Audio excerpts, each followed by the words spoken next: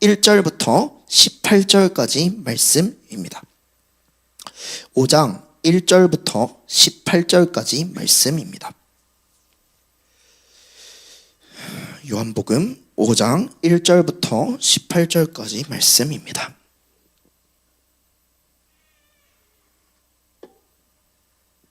다 찾으셨으면 우리가 한 절씩 교독해 보도록 하겠습니다. 자, 먼저 있습니다. 그 후에 유대인의 명절이 되어 예수님께서 예루살렘에 올라가시니라.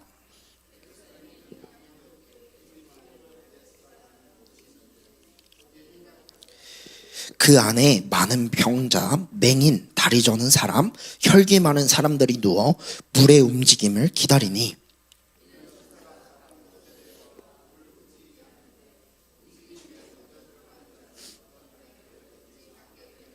거기 38해 된 병자가 있더라.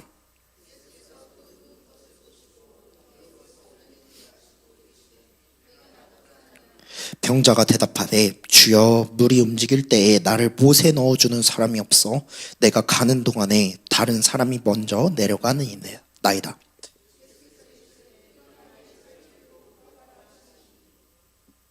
그 사람이 곧 나아서 자리를 들고 걸어가니라. 이날은 안식일이니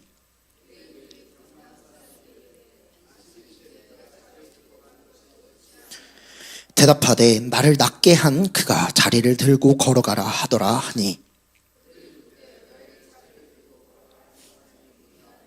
고침을 받은 사람은 그가 누구인지 알지 못하니 이는 거기 사람이 많으므로 예수님께서 이미 피하셨음이라.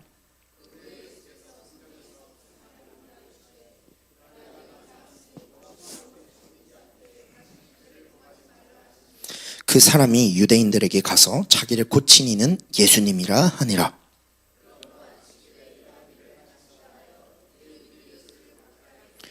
예수님께서 그들에게 이르시되 내 아버지께서 이제까지 일하시니 나도 일한다 하시매 유대인들이 이로 말미암아 더욱 예수님을 죽이고자 하니 이는 안식일을 범할 뿐만 아니라 하나님을 자기의 친아버지라 하여 자기를 하나님과 동등으로 삼으심이로라. 아멘. 우리 좌우에 계신 분과 함께 인사하겠습니다. 잘 오셨습니다. 잘 오셨습니다. 우리 한 번 더 인사할까요? 오늘도 함께 은혜 받읍시다. 오늘도 함께 은혜 받읍시다. 그래서요, 오늘 제목을 뭐라고 잡아봤냐면 무자비한 자비의 집 이렇게 지어봤습니다. 무자비한 자비의 집. 제가요 최근에 이제 미국 이란 이스라엘 전쟁을 이렇게 보면서 어떤 무기 이름을 알게 됐어요. 근데 무기 이름이 뭐냐면 한번 잘 들어보세요. The Love of God입니다. 번역하면 하나님의 채찍이래요. 여쭤볼게요. 하나님의 채찍은 무자비합니까? 자비합니까? 어렵죠? 자, 다시요. 하나님은 자비로우세요? 무자비하세요? 그러면 하나님의 채찍은요? 여기서 이제 막 어려워요. 그런데요, 둘 다 정답이에요. 어쩔 때는 무자비한 것처럼 보이기도 해요. 왜냐하면 하나님께서는요, 악을요, 엄청나게 징벌 하시거든요. 그런데요, 하나님께서는요, 또 한편에서 보면은요, 그거는요, 바른 길로 인도하시려고 하시는 하나님의 섭리입니다. 그렇기 때문에요, 그런 모순들이 우리의 삶을 보면 참 많아요. 그래서 제가 이렇게 어디서 이렇게 글을 보니까 어떤 이제 그 식당에 가가지고 너무 맛집이어가지고 이제 갔는데 너무 맛있어가지고 일주일 뒤에 또 갔대요. 그랬더니 맛이 갑자기 좀 이상한 거예요. 좀 상한 것 같고. 그래서 이제 주방장을 불러서 물어봤대요. 그 지난주에 똑같은 거 달라니까 맛이 좀 이상한 거, 좀 상한 것 같다. 근데 주방장이 뭐라 그랬냐면 그 일주일 전에 만든 거 그대로 갖고 왔다고. 지난주에 맛있다 그래가지고 그거 그대로 놔뒀다가 그대로 들고 왔다고. 자, 그러면 음식이 상하죠? 맛이 없죠? 이제 이해되셨어요? 이제 웃으시면 돼요. 자, 그런 것처럼요, 가끔은요, 우리가 그런 형식 속에 갇혀가지고요, 제대로 된 본질을 바라보지 못할 때가 많습니다. 그런데요, 요한복음 5장에서는요, 바로 이런 부분을 꼬집어요. 예수님이 어떤 분이신지에 대해서 이 사람들을 눈앞에서 보고요, 주님이 하신 일을 보고도요, 못 믿어요. 그래서 그 과정을 우리가 오늘 한번 살펴보려고 하는데 5장 1절부터 18절까지 말씀을 통해 함께 나눠보려고 합니다. 그래서 오늘 일어나는 장소는요, 어디냐면 따라해 보실래요? 베데스다. 한 번 더, 베데스다. 자, 베데스다. 이렇게 보니까 되게 어려워 보이죠? 막 무슨 배를 대라는 거야, 말라는 거야, 막 이렇게 보이고, 그렇게 어려워 보이지만, 웃으시면 감사합니다. 자, 그런데요, 네, 베데스다는요, 어떻게 나눌 수 있냐면요, 베트하고 헤세드로 나눌 수 있어요. 자, 베트. 자, 어디서 많이 들어보셨죠? 성탄절에 많이 나오는 베들레헴. 베들레헴 할 때 베트는 뭐냐면 집이라는 뜻이에요. 베트는 집이에요. 자, 그러면 헤세드는 뭐라고 배우셨어요? 어쩔 때는 사랑일 때도 있고, 어쩔 때는 자비, 보통 자비로 많이 표현이 됩니다. 자, 그러면 베데스다 합쳐보세요. 무슨 뜻이에요? 자비의 집. 벌써 히브리어를 마스터하셨습니다. 신대원 안 가셔도 돼요. 자, 그런데요, 이 자비의 집에서 일어나는 일은 누구보다 무자비했습니다. 우리가 그 말씀 한번 보도록 하겠습니다. 오늘 본문입니다. 요한복음 5장 3절부터 4절까지 한번 읽어볼까요? 3절부터 4절 시작. 그 안에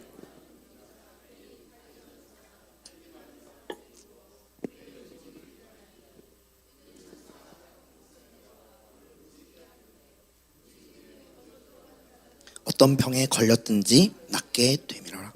아멘. 그래서요, 여기는 뭐냐면요, 물이 움직인대요. 천사가 내려와가지고요. 그러면은 거기에 제일 먼저 들어간 사람만 낫는 거예요. 그러니까요, 병자도요, 제일 먼저 들어가야 돼요. 제일 먼저 들어가야 되는 거예요. 그러면 어떻게 돼요? 자연스럽게 경쟁인 겁니다. 누군가를 짓밟아야지 내가 나을 수 있는 거예요. 다시 여쭤볼게요. 여기 자비의 집이에요? 무자비한 집이에요? 오늘날 우리가 살아가는 삶과 별반 다르지 않습니다. 분명 예수님께서 십자가에서 우리를 위해서 못 박혀 죽으시고 부활하시고 다시 오셔서 우리는 이제 재림의 소망만 가지고 기쁘게 살아가야 되는데, 삶에 기쁜 일만 넘치시죠? 힘든 일 아무것도 없죠? 괴롭히는 사람 없고요, 스트레스 하나도 없으시고요? 아닙니다. 우리의 삶은요, 늘 무자비해요. 분명히 주님께서 죄의 문제 다 해결해 주셨고 우리가 이제 살만하다고 얘기를 하는데 실상은 그렇지 않습니다. 끊임없이 경쟁해야 합니다. 끊임없이 이 세상에서 살아남기 위해 노력해야 하고요. 끊임없이 자격증, 스펙, 경력 다 요구하는 게 우리가 살아가는 사회입니다. 그런데 이 가운데 이 노력과 행위로 구원을 얻어보려고 하는 우리의 삶, 우리의 노력과 행위로 어떻게든 먹고 살자고 아둥바둥 거리는 그런 삶, 그거를 먼저 38년 동안 느꼈던 사람이 있었습니다. 38년 동안 스스로의 힘으로는 아무것도 구원에 이룰 수 없는 그런 아무런 능력이 없는 무능력의 상태, 그것이 바로 이 병자의 모습이었습니다. 또한 우리의 상황이기도 합니다. 아무리 발버둥치고 해도 경쟁에서 남을 짓밟고 올라갈 수가 없는 그런 상황. 그런데요, 예수님께서 어떻게 하시는지 한번 볼까요? 5장 6절입니다. 5장 6절 준비 시작. 예수님께서 그 누운 것을 보시고 병이 벌써 오래된 줄 아시고 이르시되 내가 낫고자 하느냐. 그래서요, 주님께서는요, 뭐라고 물으시냐면요, 내가 낫고자 하느냐. 자, 낫고자 하느냐라고 물었어요. 몸이 엄청 아파요. 그래서 주님께서 오셔서 내가 낫고자 하느냐. 그럼 일반적인 반응은 뭐예요? 네, 낫고 싶습니다. 주님, 저 안 아프고 싶습니다. 그게 일반적인 반응입니다. 그런데 7절 한번 읽어볼까요? 7절 7절입니다. 5장 7절 시작. 병자가 대답하되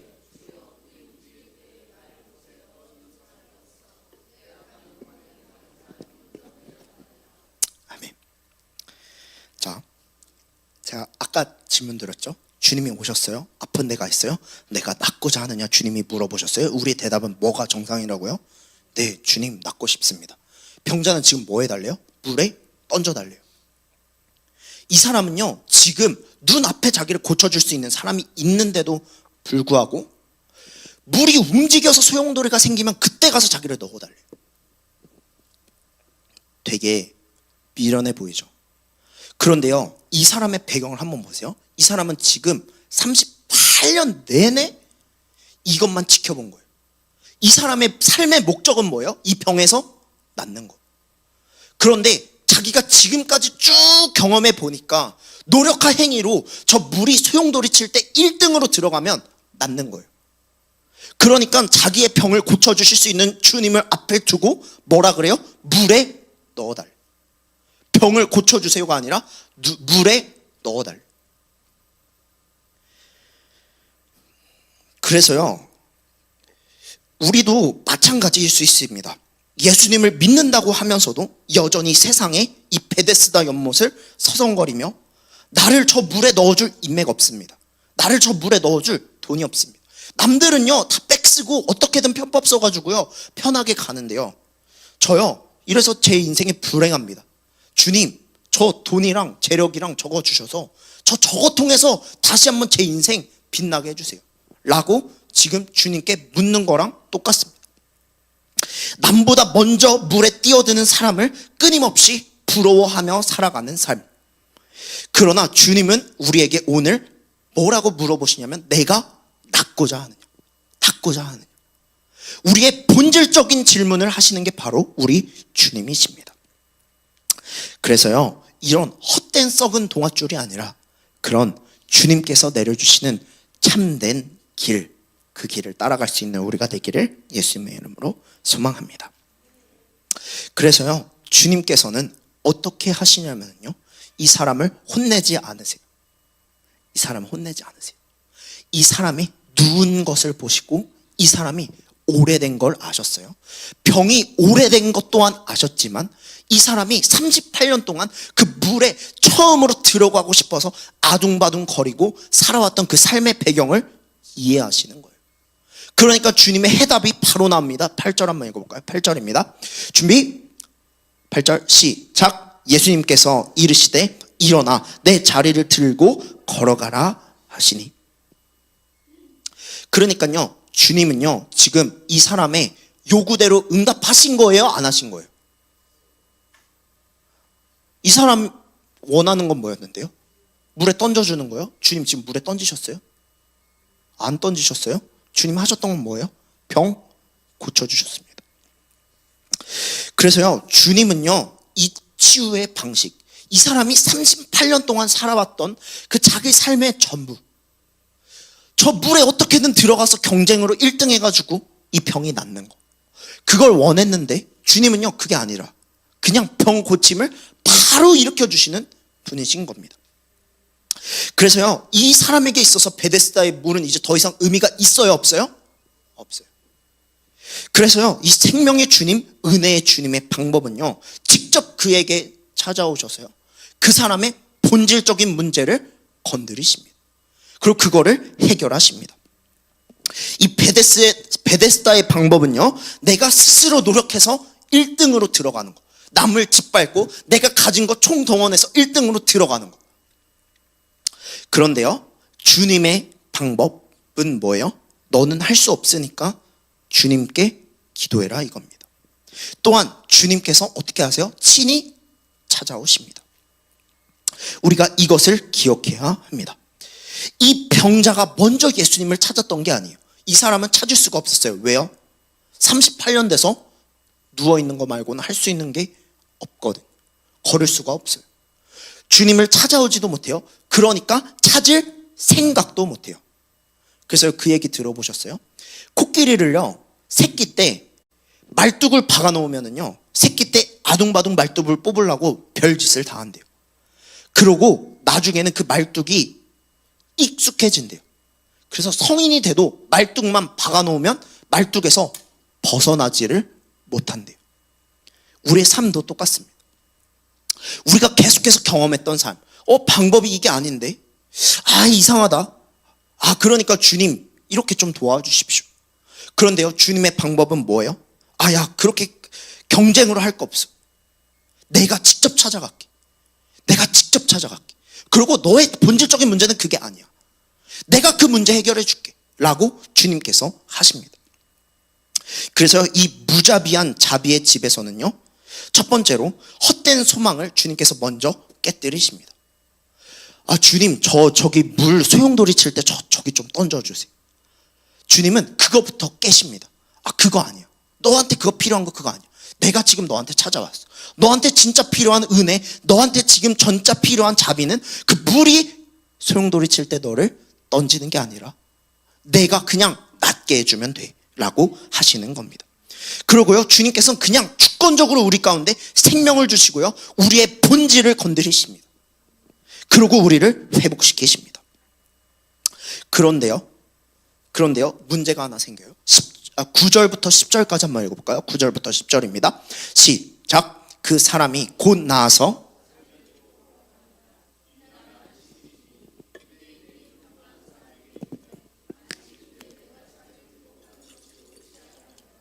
아멘. 지금 이 사람은요, 이 병자는요, 38년 동안 자기가 생각한 그 방법에 갇혀 있었어요. 베데스다라는 연못이요. 그런데요, 여기에 있었던 유대인들 역시 자기가 평생토록 살았던 그 베데스다의 연못에 살아가요. 그게 뭐예요? 율법이에요. 안식일을 지키는 거. 근데 하나님께서 알려주신 안식일의 방법보다 자기들이 나름대로 정리한 그 안식일의 방법, 안식일엔 몇 보 이상 걸으면 안 된다, 안식일엔 뭐 하면 안 된다. 그래서요, 이스라엘 가보시잖아요. 안식일 날은 엘리베이터가요, 층층마다서요, 버튼 누르는 것도 안 되거든. 그런 것처럼요, 이 사람들은요, 자기의 그 살아온 그 베데스다의 연못인 율법의 방법대로 계속해서 살아갑니다. 그래서요, 이 사람들이 하는 거는 뭐냐면요, 이 38년 된 병자들을 축하해주고 기뻐해주기는 커녕 이 사람을 정죄하기 시작합니다. 막 정죄해요. 그래서요, 이 사람이 계속해서 면피를 하려고 계속해서 그렇게 해요. 내가 하려고 한 게 아니라 나 이 병을 낫게 해주신 분이 일어나서 걸으라고 그랬다. 그래서 난 거는 것밖에 안 됐다. 그래가지고 찾으려고 하니까 주님께서 이미 그 자리를 떠나셨어요. 그러고요, 다시 주님을 찾아요. 17절 한번 읽어볼게요. 17절입니다. 17절 시작. 예수님께서 그들에게 이르시되 내 아버지께서 이제까지 일하시니 나도 일한다 하시매. 그래서요, 이 유대인들은요, 안식일을 지키는 게 너무나도 중요해요. 왜 그러냐면요, 십계명에 써 있거든요. 십계명에 써 있거든요. 그래서요, 이 무거운 짐 가운데 이 사람들은 무엇보다 안식일을 지키는 게 너무나도 중요했습니다. 그런데요, 예수님께서 보여주신 안식일을 지키는 방법은요, 죄와 사망에 묶인 영혼들을 해방시키시고 생명을 주시는 하나님의 일하심이었습니다. 38년 동안 이 율법과 경쟁의 사슬 속에서 묶여서 단 하루도 제대로 안식하지 못했던 이 병자, 그런 이 병자는 진정으로 안식일의 주인이신 누구를 만나요? 예수님을 만납니다. 그래서 그 예수님을 만나서 진정한 안식을 누리게 됩니다. 사랑하는 여러분들, 오늘 우리는 무엇을 기다리고 있습니까? 세상은 언제나 우리에게 조금만 더 노력해서 저 물결이 칠 때 잘 보고 조금만 더 빨리 뛰어들면 돼, 저 사람보다 조금만 더 빨리 뛰어들면 돼 라고 우리를 끊임없이 유혹합니다. 그런데 그래서 우리는 저 물에 먼저 들어간 사람을 한없이 부러워합니다. 돈이 있어서 됐네. 누가 밀어줘서 됐네. 저 사람은 이름이 있으니까 됐네. 학벌이 있으니까 되지. 부모님 잘 만나서 저렇게 됐네. 등등. 그런데요, 진짜 복은 뭐냐면요, 진짜 자비는 뭐냐면요, 경쟁의 연못에 1등으로 들어가는 게 아닙니다. 진짜 복은요, 저 연못에 들어가는 사람이 하나도 부럽지 않을 만큼 우리를 찾아와 주신 누가 있다고요? 예수님이 있으시다고요. 그래서요, 그 예수님을 나한테 찾아와 주신 그 예수님을 통해 참된 안식을 누리는 것이 정말 필요합니다.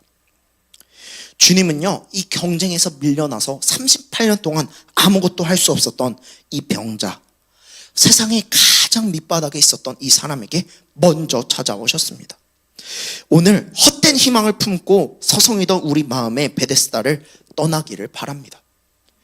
우리가 살던 방법대로, 주님, 저 진짜요, 돈 1억만 있으면 될 것 같습니다. 주님, 저 정말 이 빚만 좀 해결되면 뭐가 좀 될 것 같습니다.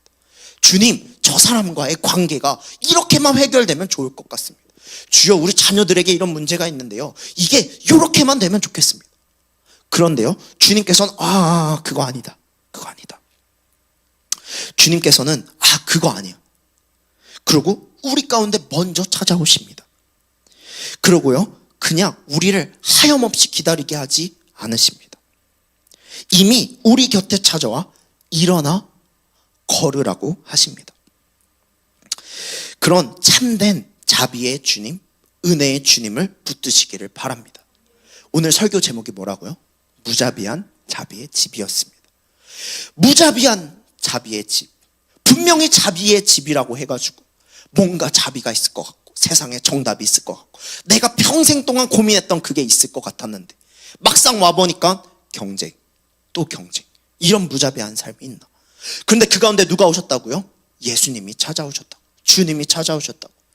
우리 가운데 강권적으로 역사하십니다. 그러면서 우리의 본질적인 문제를 건드리십니다.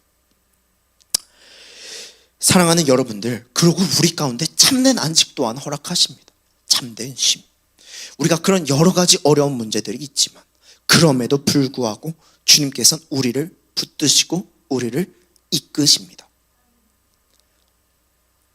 제가 그래서요, 엄청 오랜만에 여기서 이렇게 설교하잖아요. 2주 만에 뭐 이렇게 부활절도 있었고, 제가 이 설교를 준비하면서 사실 빨리 해버리고 싶은 거예요. 왜냐면은요, 지난주에 했으면 고난주간이어가지고 그래도 설교하는데 말씀대로 그래도 나 이렇게 좀 발버둥 쳤습니다, 그런 자신감 가지고 설교할 수 있을 것 같은데 이거를 2주 날라니까 너무 힘들더라고요. 그래도 제가 설교하는데요, 저도 이렇게 살아봐야죠. 저도요, 제 삶에 그런 문제가 오면은요, 주님 찾는 게 너무나도 힘듭니다. 주님이요, 바로 짠하고 막 고쳐주실 것 같기도 하면서 분명 그렇게 설교했는데 막상 삶의 문제에 저도 탁 하고 놓여면요, 막 고민하기 시작해. 제 막 머리 굴리고요, 계산기 굴리고요. 요즘은요, AI한테 물어봐요. 하나님보다. 야, 내가 이런 문제가 있는데 어떻게 해야 될 것 같냐. 막 해결책을 줘요. 제가 그거 보면서 내가 이 설교해도 되나 그런 생각이 들더라고요. 사랑하는 여러분들, 그런데요, 그럼에도 불구하고요, 주님은 우리 삶에 먼저 찾아오십니다. 그리고 그런 어려운 문제 가운데 주님께서는 우리를 이끄십니다. 하나님의 방법대로. 하나님의 본질이 뭔지 몰라요? 우리 삶에 그 놓여진 문제와 환경, 저는 몰라요. 그런데요, 주님은요, 그거를 정확히 알고 계세요. 그래서 주님께서 그걸 하게 하셨고, 지금 상황에서는 막 힘들어요. 미칠 것 같아요. 그런데요, 주님께서는요, 언제나 우리를 선한 길로 인도하고 계시다는 것을 우리는 믿어야 합니다. 사랑하는 여러분들, 일주일 동안 열심히 사시고 금요일 날은 좀 주무셔야 하는데 이렇게 기도의 자리에 나오신 여러분들, 남다른 주님의 은혜가 있길 소망합니다. 남들은 경험해보지 못하는 그런 하나님의 특별한 자비가 오늘 이 기도하는 시간에 임하기를 예수님의 이름으로 간절히 소망합니다. 기도하겠습니다. 주님, 사랑하는 우리 성도님들, 일주일 동안 우리